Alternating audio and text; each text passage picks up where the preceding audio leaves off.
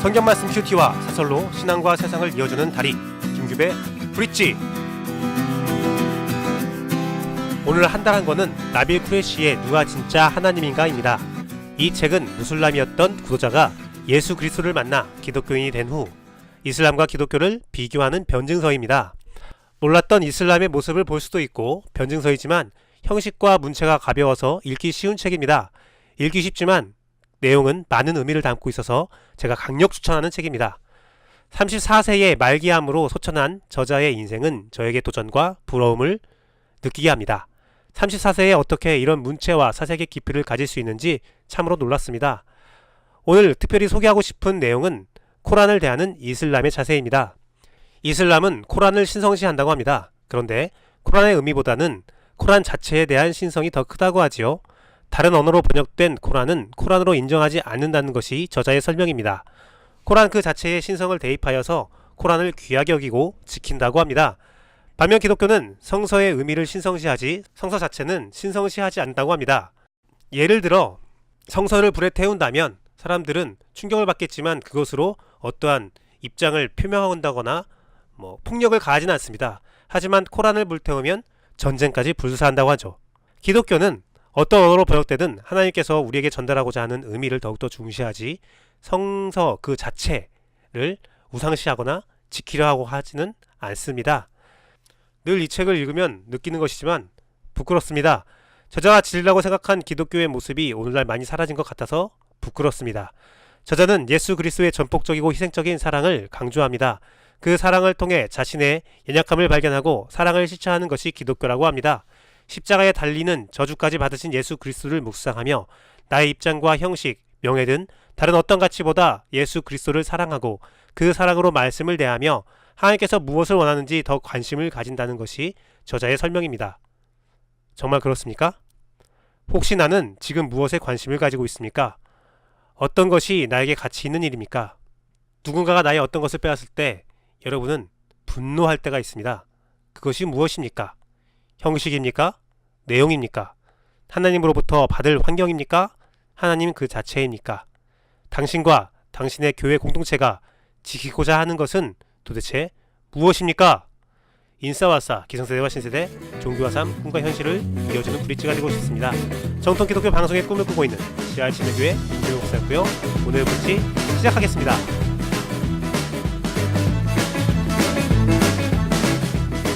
오늘 큐티한 남자의 본문은 역대하 18장 28절에서 34절입니다.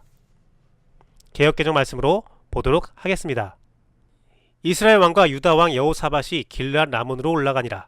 이스라엘 왕이 여호사밧에게 이르되 나는 변장하고 전쟁터로 돌아가려 하오니 당신은 왕복을 입으소서 하고 이스라엘 왕이 변장하고 둘이 전쟁터로 들어가니라. 아람 왕이 그의 병거 지휘관들에게 이미 명령하여 이르기를 너희는 작은 자나 큰 자나 더불어 싸우지 말고 오직 이스라엘 왕하고만 싸우라 한지라. 병거의 지휘관들이 여호사밧을 보고 이르되 이가 이스라엘 왕이라고 하고 돌아서서 그와 싸우려 한즉 여호사밧이 소리를 지르매 여호와께서 그를 도우시며 하나님이 그들을 감동시키사 그를 떠나게 하신지라. 병거의 지휘관들이 그가 이스라엘 왕이 아님을 보고 추격을 그치고 돌아갔더라. 한 사람이 무심코 활을 당겨 이스라엘 왕의 갑옷 솔기를 쏜지라. 왕이 그의 병거 모는 자들에게 이르되 내가 부상하였으니 내게 손을 돌려 나를 진중에서 나가게 하라 하였으나 이 날에 전쟁이 맹렬하였으므로 이스라엘 왕이 병거에서 겨우 지탱하여 저녁 때까지 아람 사람을 막다가 해가 질 즈음에 죽었더라. 아멘.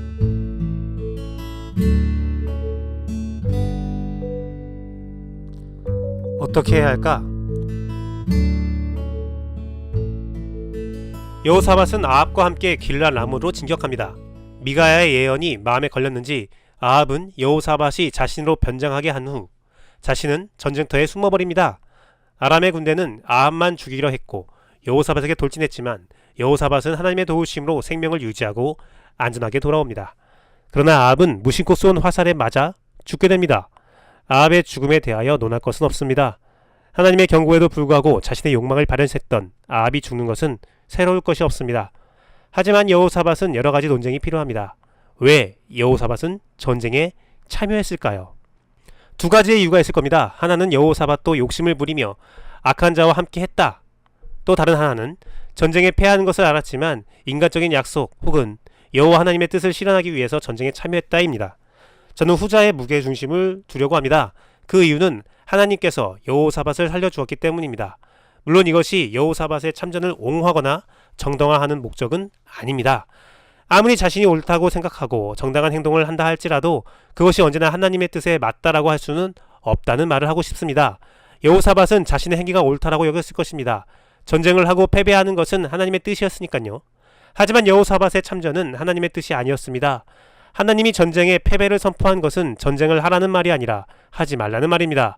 그렇다면 여호사밧은 아합을 설득하여서 주의 길을 가도록 하거나 설득이 안 될 경우에는 전쟁에서 발을 뺐어야 합니다. 하지만 그러지 못했습니다. 죄를 인지하고도 방치한 것은 공범일까요? 아닐까요? 그것은 공범입니다. 죄가 만연한 사회에 문제의식을 가지지 않고 자기만 생각한다면 그것은 선한 자의 선택이 아닙니다.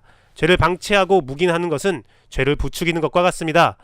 오늘날 신자들은 사회와 교회에 관심을 가지지 않고 자기 일에만 충실한 경우가 있습니다. 그들과 함께 많은 일을 도모합니다. 그들이 잘못되었다는 것을 알지만 그들과 함께 일을 추진하는 것은 다른 일이라고 생각합니다. 그것은 아닙니다. 잘못된 것을 알았다면 바로잡을 용기가 필요합니다. 잘못된 것을 알게 되었다는 것은 그것을 바로잡으려는 하나님의 뜻이 분명히 있음을 알아야 합니다. 말려도 되지 않는 일은 어쩔 수 없지만 하나님의 뜻을 알게 되었을 때 그의 뜻을, 그의 정의를 실현하고자 하는 노력이 필요하다는 것입니다. 여호사밧은 그 노력이 부족한 자였습니다. 오늘 내가 무엇을 할 수 있겠는가? 혹은 그는 내 말을 듣지 않는데 내가 뭐라고 하는 것이 무슨 상관이 있겠는가? 무슨 이유가 있겠는가? 생각할 수 있습니다. 가장 질이 나쁜 생각은 나와 그들은 남남이니까 나만 잘하면 되지, 이런 생각입니다. 하나님께서 이 시대, 이 장소에 나를 보내시고 악한 일을 목격하게 하신 이유가 분명히 있습니다. 그 안에는 하나님의 분명한 뜻을 보여주신 이유가 있습니다. 내가 반드시 이루어야 할 일이 있습니다. 내가 그것을 이루지 못한다 할지라도 이루려는 의지가 필요합니다. 그렇기 때문에 우리에게 필요한 것은 성령 충만입니다. 성령님을 통해 하나님의 뜻을 발견할 줄 알아야 되고 하나님의 뜻을 이루기 위해 성령의 지혜와 능력이 필요하기 때문입니다. 성령 충만으로 이루는 하나님의 뜻, 나에게 하나님의 영이 절실히 필요한 오늘입니다. 오늘의 브릿지 여기까지 하겠습니다. 감사합니다.